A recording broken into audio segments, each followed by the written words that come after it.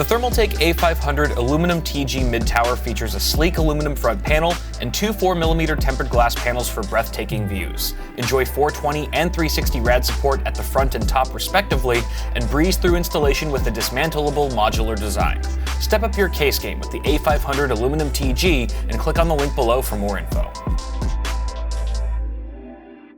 All right, so I tweeted this a couple days ago. Worth buying a PS4 for? Absolutely love the first one. How does this one hold up? Talking about Red Dead Redemption 2. And like over 200 replies, basically going back and forth between PS4 versus Xbox One, which is the better console to get. Everyone's got an opinion, of course. And while I did see very compelling arguments on both sides, apparently the Xbox One X is the only console right now that supports native 4K at 30 FPS for this title. And that kind of turns me out. I think the strongest argument for the PS4 that I've seen have been the exclusive titles. Now, when it comes to gaming and me, I probably play one game a year. And right now, Red Dead Redemption is the only title I'm interested in, let alone have time for. But if it really comes to the point where I absolutely have to play an exclusive title on PS4 later down the line, then I might just buy that console too. The other thing I was thinking is that it's been years and years and years since I've actually gamed on a gamepad, a controller. And after a bit of research, I discovered a well-known and highly reviewed product that allows you to use a keyboard and mouse more seamlessly with an Xbox One. This is the XIM Apex keyboard and mouse adapter. It's $130, $125, jeez, it's expensive. But I already bought one just because, whatever, company card. And while you can already use a keyboard and mouse on an Xbox One without this product, this basically gives users more control and added support so you can do things like download game-specific profiles to ensure greater keyboard and mouse compatibility. I also discovered there's a whole community of people who use these XIM products and basically discuss, on the forum pages, just exactly how well certain games are supported. And being the super hot game that it is right now, of course there's a Red Dead Redemption 2 thread already going, and apparently there is not yet a solid keyboard and mouse profile for this game. Although there is one in the works by one of the guys, Mist for Fun, I believe, who is well known within the community for producing and creating these really, really functional profiles. So even though I'll be picking up the XIM Apex later today, I may not be able to get the keyboard and mouse functionality working just where I want it to be. It'll probably fall short of a full PC experience, but at the very least I'll have all the main ingredients ready. So by the time that profile finally hits, I should be able to have somewhat of a PC-like experience with Red Dead Redemption 2. Now, like I said, this is already on its way, so I have to pick it up later today at an Amazon Locker Center, but in the meantime, let's go get ourselves an Xbox One X. What you say, Wifey Sauce? What you say? Yeah? Good? Sounds good. Sounds good, let's go. Wifey Sauce. The kind of girl who buys her own lime for lunch. Yeah, for my pozole. For the pozole. Juicy. That's a good lime. Yeah, I purposely picked it for its juiciness. Lots of juice in the caboose. That's gonna be zingy. Is it just me or is it a little chilly in here? Wanna hear a joke? Yeah. Kale. Hold your applause till the end, please. I was thinking about creating a new YouTube channel about potatoes, but I'm afraid of all the taters. All right, we're just gonna do a little food experiment here. Just a smidge of lime, stir it up. Oh yeah, that's good. Hey, what did the potato salad say to the lime who was standing up in the movie theater? Citrus down. Get off the stage. Hey, don't boo me. It takes guts to get up here, okay? What happens when you're married? Jokes stop becoming funny. Or I was just never funny to begin with and you were just fake laughing the whole time. That's true. This conversation's gotten really depressing for me. Hey, Wifey Sauce, did you know that this potato salad is non-dairy? I did. I bet the cow farmers are feeling utter defeat right now.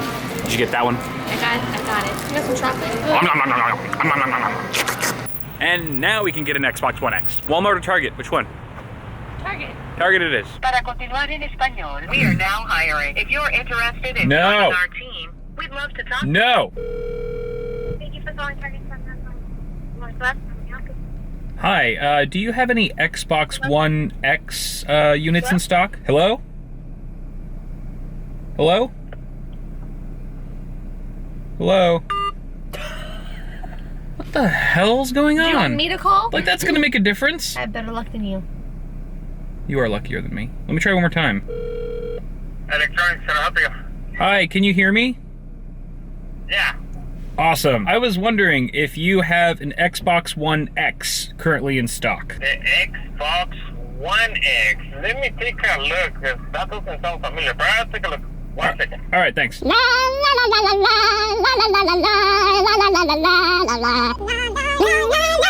is what you do when they don't play the music for you on hold. Wifey Sauce has to take a call. Hello? I'm kicking her out of the car. Hi. You guys come first.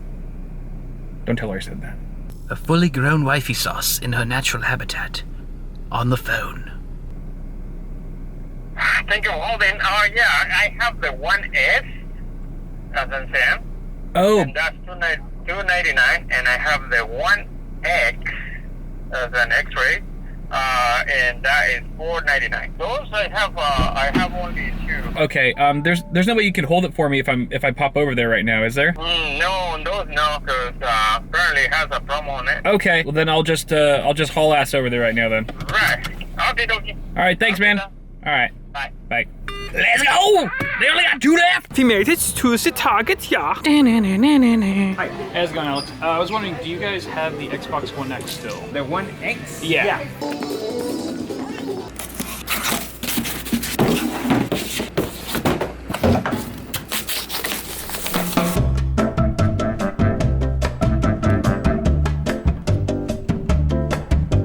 The game's downloading slowly but surely. We're about halfway done, and it looks like our XIM Apex just got delivered to the Amazon store. I'm actually kind of excited because this is an Amazon brick and mortar store, first of its kind in this area. It's actually near the UCI campus, or University of California, Irvine. So I'm kind of stoked. Let's go check it out. Looks like it's a sort of a DIY thing. Just kind of go up to one of these kiosks and scan your barcode. Barcode. Oh, you see that? Pretty fancy. That's me.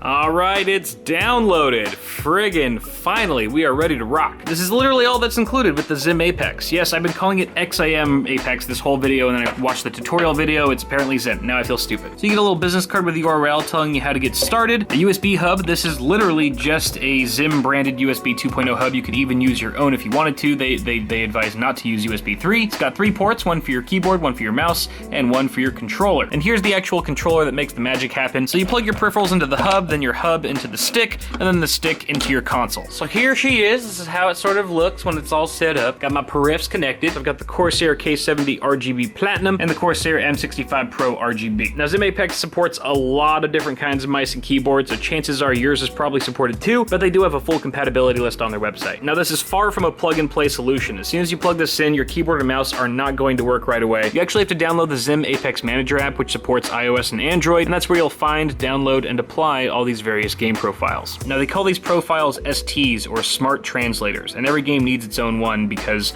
every game has a different look mechanism, for example. And I did see one for Red Dead Redemption 2, so it looks like there's one for first person, and this one might just be for third person. And look at Xbox One right there. Ooh, I'm getting kind of excited now. Let's check this out. Requires your game's sensitivity to be set to maximum. Your game may also need additional settings changed to ensure optimal aiming performance. View latest game settings information now. Yes. Okay, so it looks like for certain games you actually have to input some settings manually for the configuration or the profile to work as it should. And there's even different profiles and settings you have to set for third person and first person perspectives, for example, because each of these have their own look mechanisms. So let me punch these in really quick. All right. So after you've set your profile within the Manager app, you can actually check out all your key bindings, and you can even edit these if you want. So you can press like cover, and when it says listening, I want it to be N. So I'll press N, and now it's N.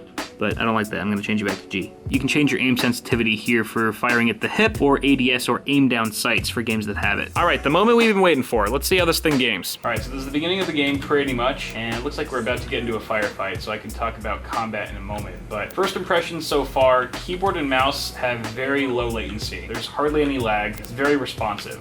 Keyboard is working almost flawlessly from what I can tell. But the mouse, the issue with the mouse is the sensitivity. Now you can adjust the sensitivity with your actual mouse and within the game, as well as within the Manager app. And I've done all that. I pretty much configured it the best I can, but there's still an issue with the in-game turn speed. There's a maximum turn speed, apparently, that console games have that literally limit the speed at which you can turn. And so if you're like doing a flick of the wrist, it still takes me like 1, 2, 3, 4 full wrist flicks, for lack of a better term, in order to turn 180 degrees, which is way too sluggish for most people. All right, let's do this.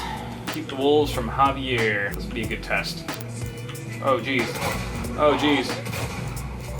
Oh, come on, reload. Damn you. Oh, geez. Sweet. Killing those wolves was surprisingly easy, but actually getting that third one, having to do the 180 turn, was a royal bitch because of that turn speed limitation. So when when your targets are closely grouped together and you don't have to move a great distance between them, the sensitivity is fine. But you notice the tremendous slowdown when you actually try to do some longer turns. Then it really pulls you out of the game. I would say it's tolerable at best, but I feel like that's really going to bite you in the ass if you're trying to play multiplayer eventually when that finally comes out. So I think at this point I would rather just play this game with a gamepad and probably just get used to that experience and wait for maybe a better profile to come along if there can be one. To be honest, I'm not sure if a profile will be able to get past the turn speed limitation in this game. That seems to be an unsolved mystery for now. So there you have it, guys. This is my little journey trying to get Red Dead Redemption 2 to play like a PC. In the end, I fell kind of short, but you know what? It was a fun learning experience, and hopefully you guys got something out of it. Let me know in the comments if you guys liked what you saw today, and maybe I'll do a part 2 follow-up video, assuming I can get this pesky mouse to work properly in this game. Till next time though, toss a like on the video if you enjoyed it, get subscribed for more tech content on the way, and I'll see you guys in the next video.